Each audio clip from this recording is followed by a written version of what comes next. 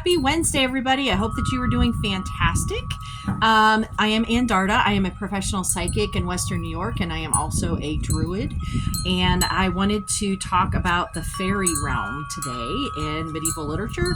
But first, I wanted to remind everybody that tomorrow, I do have a couple more spots left tomorrow in my Fairy Magic Online Workshop that is from 7 until 8 Eastern Time. So if you wanted to take that class with me tomorrow night, you can contact me. Okay, so the fairy realm has been a popular thing, and our views on the fairy, on the fae, are pretty much skewed or controlled around the idea of Disney and little babies with wings and their little cutesy things, when in fact the fae are anything but that. And we get a lot of those ideas from the Victorian period that really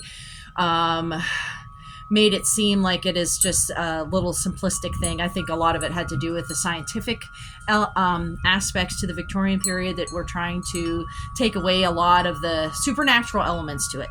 But the fairy, the Tuatha De Danann, the little folk, whatever they call them, they were prevalent in so many modern books and movies, but they actually stem from ancient stories. And there were many different stories during the medieval period about the fae that I want to just talk about for a moment. And then if you ever wanted to explore those more, you can always contact me to get more information. So these fairy tales, they are not our modern fairy tales where everything was happily ever after. They usually were very dark. Most people died in the stories. But especially concerning the fae never really died. And it was concerning going into different realities, going into the fairy realm that is very green. It is very, it's all about nature. And during the medieval period, that was seen as scary. The forest was seen as something to be conquered, that's where different supernatural creatures would live. And so one of the stories is Sir Gawain and the Green Knight. If you ever read that story in high school, that is a perfect version. This was from the 14th century. This was in the Pearl manuscript.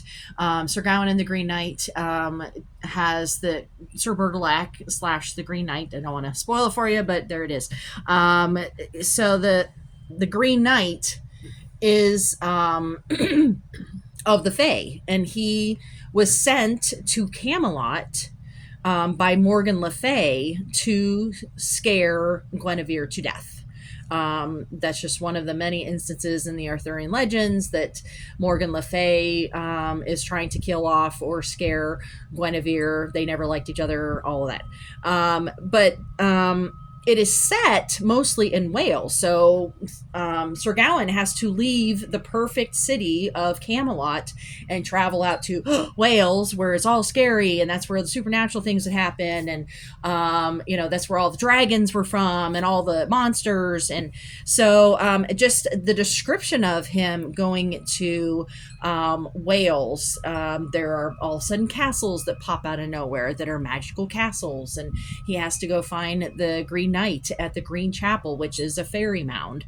And so it's a lot about the testing of honesty of the Grail Knights, including Sir Gawain. And it is, happening in between the realms. Another Arthurian story is Sir Lanville, which there were actually a few different versions of this. The earliest version was actually written by Marie de France. She wrote this in 1175, and she was one of the first female poets and writers, and she dedicated all of her writings to the different Arthurian stories and to the courtly love. And Sir Lanville, he was loved by a fairy maiden who came over, and she's like, hey, let's be a couple, let's be a thing. You just can't tell anybody. And like, guys can keep their mouths shut, so they couldn't. And it was a bad ending, but it worked out for the best, I guess. Sir Orfeo is another medieval story. This was from 1325 by an unknown author. Beautiful Queen Herodis went with her maidens to the orchard and fell asleep. Don't ever fall asleep under trees between Beltane and Midsummer. That's when you always get stolen by the fairy king or queen. So just telling you right now, especially under a yew tree, Y-E-W, yew tree, or a grafted tree, like in her story here. So when you fall asleep under a tree, then that's invitation to get stolen away to the fairy realm. And so she was indeed stolen away. And so Sir Orfeo had to go and save the day and all that stuff. And she had a prophetic dream about being stolen, and then it actually happened. And, he had his knights surrounding her to protect her, and then poof, she was just gone, because it's magic, it's the fairy realm. So that's how that happens.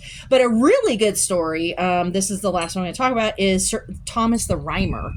This was from 1514, and the True Thomas, that's his other name, is True Thomas. He fell asleep by a tree, and then the fairy queen comes and she's in love with him, and she takes him to the fairy realm. Now, one of the things that he talks about in his story is that you cannot eat or drink anything in the fairy realm, or else you can never leave the fairy realm. Time is warped and different in the fairy realm. There are just many different things, that indicate if there is the fae, the fairies that are at play, or, tricking you or something like that, like Puck in Midsummer Night's Dream, or things like that from Shakespeare. But one of the themes of throughout all of these different stories that were the indicator is if you see the color green. So just like back to Sir Gawain and the Green Knight, the color green was seen by many different cultures, especially like the Scottish Celts. Nobody wore green unless they wanted people to know that they were connected with the fairy realm. The green coloring of the clothing indicated that you were magical, maybe not to be trusted. You may be a fairy.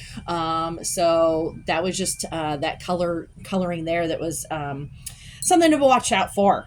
Clothing, plants, trees show the magical connection to the fairy realm, because ultimately the fairies are nature spirits, dryads, land spirits, whatnot, and not all of them are cutesy little babies like what the Victorians tried to teach us. And so I talk a lot about how to work with them in my workshop.